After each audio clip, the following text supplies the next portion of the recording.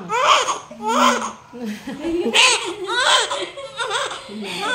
Huwag ka umiyak, naiiyak din siya.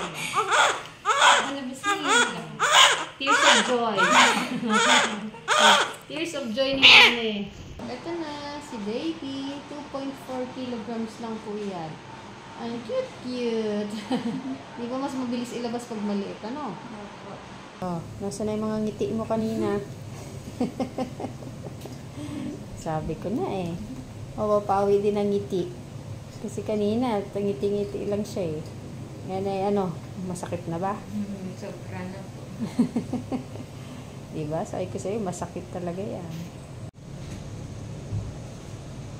Pole dancing ka na ba?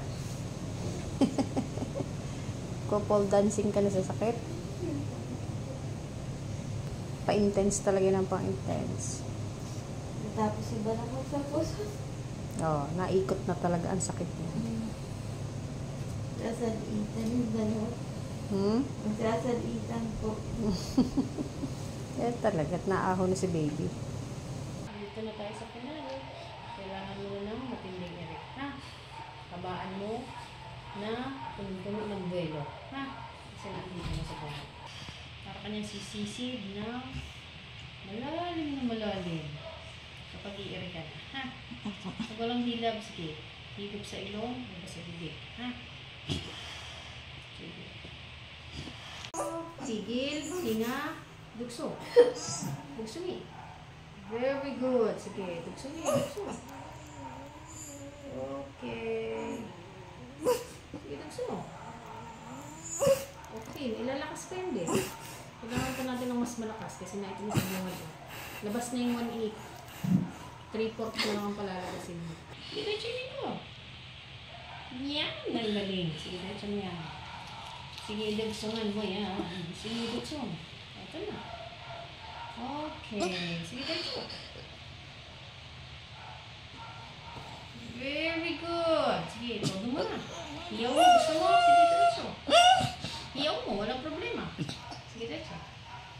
Okay. Huwag ka na umiri. Relax na lang. Relax na lang. Huwag ka na umiri. Huwag ka na umiri, ha? Aray ko! Oras. 10:58.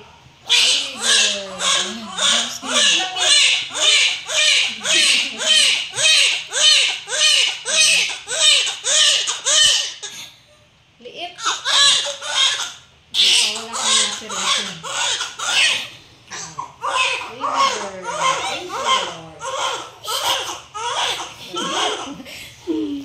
Anong huminga ka man?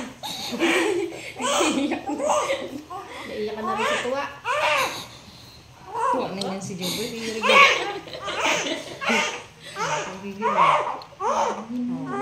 mo lang. Huwag ka umiyak, naiiyak din siya. Malabas na yun.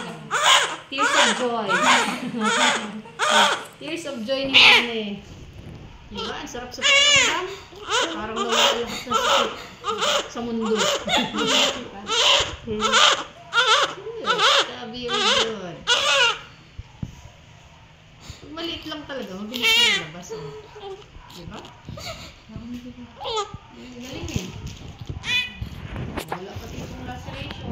Very good si Mami.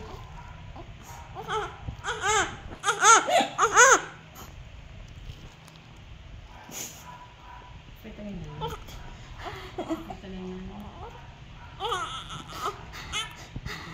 Ang sarap sa pakaramdam. Nabunot lahat ng tinik. Salamat po. Welcome.